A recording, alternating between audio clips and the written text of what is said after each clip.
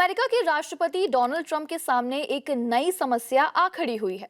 US की federal government shutdown के खतरे को झेल रही है। दरअसल अमेरिका में सरकार के खर्चों को लेकर सीनेट और हाउस में सहमति बनना जरूरी होता है, लेकिन इस सहमति से जुड़ा बिल पास नहीं हो सका। लिहाजा अब अमेरिका की ट्रंप सरकार का शटडाउन शुरू हो गया है।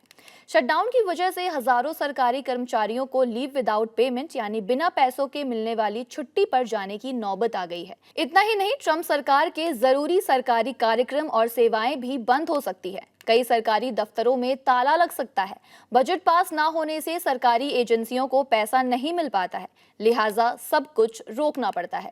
इससे पहले ट्रंप टैरिफ लगाकर पहले ही अमेरिका को पीछे ढकेल चुके हैं। टैरिफ के बाद ट्रंप ने H-1B वीजा के लिए एक साल की फीस $1 लाख यानी करीब 88 लाख भारतीय रुपए कर दी है। इससे अमेरिका में मौजूदा कंपनियों को दूसरे देशों से कर्मचारियों को बुलाकर उनसे काम कराना और भी ज्यादा महंगा हो गया है।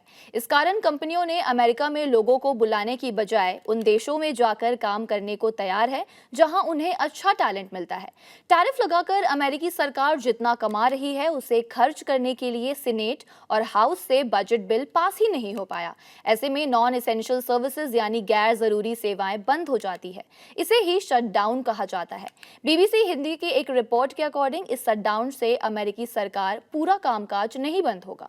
बॉर्डर सिक्योरिटी, अस्पताल में मेडिकल सेवाएं, law enforcement, air transport, social security और मेडिकेयर जैसी सुविधाएं सरल तरीके से पहले की तरह चलती रहेंगी, लेकिन इन सभी सेक्टर में काम करने वाले नॉन एसेंशियल वर्कर्स को बिना सैलरी के छुट्टी पर भेज दिया जाएगा।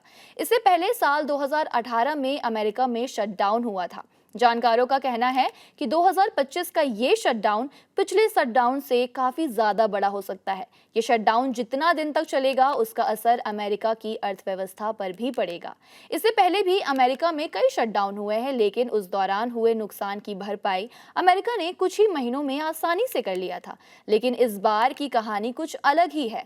ट्रंप पहले से ही बहुत से सरकारी कर्मचारियों को नौकरी से निकालने की धमकी दे चुके हैं। अब ऐसे में इस शटडाउन में इसका असर देखने को मिल सकता है। न्यूयॉर्क टाइम्स की एक रिपोर्ट के अकॉर्डिंग अमेरिकी सरकार ने चालू फाइनेंशियल ईयर के पहले 11 महीनों में, जो सितंबर में खत्म होगा, $165 बिलियन का कस्टम्स कलेक्ट किया, जो पिछले फाइनेंशियल ईयर की इसी अवधि में कलेक्ट किए गए $70 बिलियन से दोगुना से भी ज्यादा है। अमेरिका में फाइनेंशियल ईयर 1 अक्टूबर से शुरू होकर अगले साल के 30 सितंबर तक चलता है। इकोनॉमिस्ट का कहना है कि टैरिफ ट्रंप द्वारा डिसाइडेड सभी टारगेट्स को एक साथ हासिल नहीं कर सकते। वास्तव में उनके कई टारगेट एक दूसरे के उलट पलट रहे हैं। वही टैरिफ जो अमेरिकी मैन्युफैक्चरिंग को बढ़ाने वाले हैं, अमेरिकी मैन्युफैक्चरर्स की सप्लाई चेन्स को इंटरप्ट करके और उनके कच्चे माल की लागत बढ़ाकर उनका जीवन कठिन बना रहे हैं।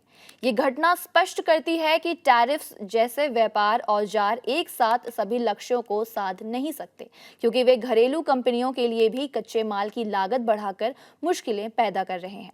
तो डोनाल्ड ट्रंप के सामने आया ये सरकारी शटडाउन एक गंभीर संकट है जो अमेरिकी अर्थव्यवस्था की जटिलताओं को और ज्यादा बढ़ा सकता है। अब देखना यह होगा कि ट्रंप प्रशासन इस पूरे मुद्दे से निपटने के लिए क्या क्या कदम उठाती है।